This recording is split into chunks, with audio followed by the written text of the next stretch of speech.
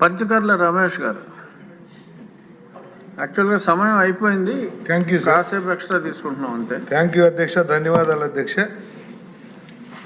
పారిశ్రామిక ప్రాంతమైన మా పెందుర్తి నియోజకవర్గంలో కాలుష్య సమస్య మీద అనేక సందర్భాల్లో ఈ సభలో మాట్లాడటం జరిగింది అధ్యక్ష.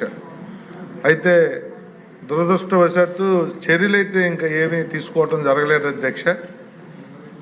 ఎంత ఎక్కువగా కాలుష్యం పెరుగుతుంది రోజు రోజుకి అంటే అధ్యక్ష, ఎన్టీపీసీ కానీ హిందూజా కానీ ఫార్మాసిటీ కానీ 2 పవర్ ప్లాంట్లు, ఒక ఫార్మాసిటీ ఉండి గతంలో అయితే ఎయిర్ పొల్యూషను, నీటి పొల్యూషన్ ఉండేది అధ్యక్ష. ఇప్పుడు విపరీతంగా రోడ్డు పొల్యూషన్ కూడా పెరిగింది అధ్యక్ష.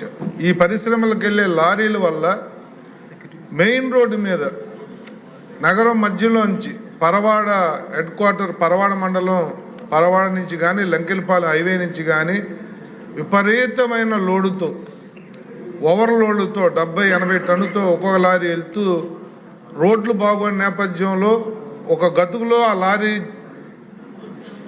చక్రం పడినప్పుడల్లా కూడా కొంతవరకు కార్గో బొగ్గు కానీ యాష్ కానీ రోడ్ల మీద పడి అక్కడ షాపులు కానీ నివాస ప్రాంతాల్లో కానీ ప్రజలు చాలా ఇబ్బంది పడుతున్నారు అధ్యక్ష.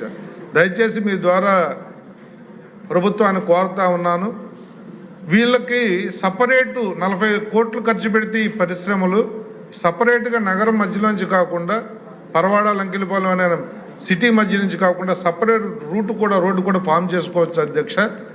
ప్రభుత్వం పూనుకుని వాళ్ళతో ఆ కార్యక్రమం చేయిస్తే 50% పొల్యూషన్ తగ్గుద్ది అధ్యక్ష.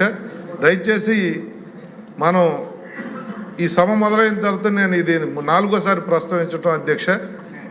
ఈ 0 వరకు కూడా చర్యలు తీసుకుంటున్నారని ప్రజలు అనుకునే విధంగా దయచేసి చర్యలు తీసుకోమని మిమ్మల్ని కోరుతున్నాను అధ్యక్ష.